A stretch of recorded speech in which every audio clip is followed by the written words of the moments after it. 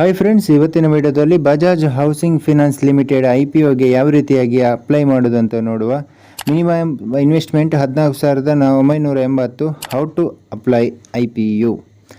ನಾನಿಲ್ಲಿ IND money ಅಪ್ಲಿಕೇಶನನ್ನು use ಮಾಡೋದು. ಇದರ ಲಿಂಕ್ ಡಿಸ್ಕ್ರಿಪ್ಷನಲ್ಲಿ ಉಂಟು. ಇದನ್ನು ಓಪನ್ ಮಾಡಿ ಇಲ್ಲಿ IND ಸ್ಟಾಕ್ಸ್ ಮೇಲೆ ಕ್ಲಿಕ್ ಮಾಡಿ ಇಲ್ಲಿ IPO ಅಂತ ಉಂಟಲ್ಲ ಅದಕ್ಕೆ ಕ್ಲಿಕ್ ಮಾಡಿ.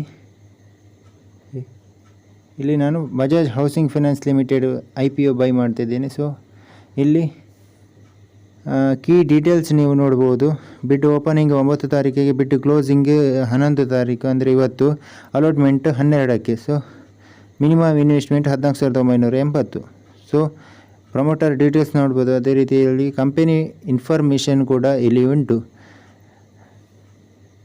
ಈ ಎಲ್ಲ ಇನ್ಫಾರ್ಮೇಷನ್ ಒಮ್ಮೆ ಎಲ್ಲ ರೀತಿ ಓದಿ ನೆಕ್ಸ್ಟ್ ನೀವು IPOಗೆ ಅಪ್ಲೈ ಮಾಡ್ಬೋದು. ಇಲ್ಲಿ ಅಪ್ಲೈ ನಾವು ಮೇಲೆ ಕ್ಲಿಕ್ ಮಾಡಿ. ಈಗ ಅಪ್ಲೈ ಮಾಡೋದಾದರೆ ನೆಕ್ಸ್ಟ್ ಇಲ್ಲಿ ಅಲಾಟ್ಮೆಂಟ್ ಎಷ್ಟು ಬೇಕೋ ಅಷ್ಟು ಚೂಸ್ ಮಾಡಿ, ಟರ್ಮ್ಸ್ ಆ್ಯಂಡ್ ಕಂಡೀಷನ್ಗೆ ಅಗ್ರಿ ಟಿಕ್ ಮಾಡಿ. ನೆಕ್ಸ್ಟ್ ಇಲ್ಲಿ ಅಪ್ಲೈ ನಾವು ಮೇಲೆ ಕ್ಲಿಕ್ ಮಾಡಿ. ಸೊ ಇಲ್ಲಿ ನಿಮಗೆ UPI ಎಂಟರ್ ಯಾವ ಮಾಡಬೇಕಾಗ್ತದೆ, ಯಾವ UPI ಇಂದ ನೀವು ಪೇಮೆಂಟ್ ಮಾಡ್ತೀರಿ ಆ UPI ID ನೀವು ಎಂಟರ್ ಮಾಡಿ ಕನ್ಫರ್ಮ್ ಆ್ಯಂಡ್ ಅಪ್ಲೈ ಮೇಲೆ ಕ್ಲಿಕ್ ಮಾಡಿ.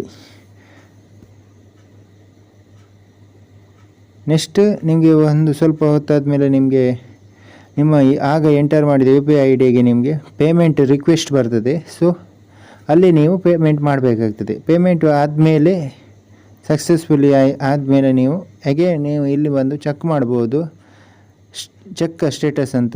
ಆಗ ನಿಮ್ಮದು IPO ಅಪ್ಲಿಕೇಶನ್ ಸಕ್ಸಸ್ಫುಲ್ ಅಂತ ಬರ್ತದೆ. ಸೊ ನೆಕ್ಸ್ಟ್ 12ನೇ ತಾರೀಕಿಗೆ ನಿಮಗೆ ಒಂದು ವೇಳೆ ಕನ್ಫರ್ಮ್ ಆದರೆ ನಿಮ್ಮ ಅಲಾಟ್ಮೆಂಟ್ ಅಮೌಂಟ್ ಕಟ್ ಆಗ್ತದೆ. ಇಲ್ಲದಿದ್ದರೆ ಅಮೌಂಟು ಕಟ್ ಆಗೋದಿಲ್ಲ, ಜಸ್ಟ್ ಬ್ಲಾಕ್ ಆಗೋದು ಅಷ್ಟೇ. ಇದು ಯಾವುದೇ ರೀತಿಯಲ್ಲಿ ಬ್ಯಾಂಕ್ ಟ್ರಾನ್ಸಾಕ್ಷನಲ್ಲಿ ತೋರಿಸೋದಿಲ್ಲ. ಈ ರೀತಿಯಾಗಿ ನಾವು IPOಗೆ ಅಪ್ಲೈ ಮಾಡ್ಬೋದು.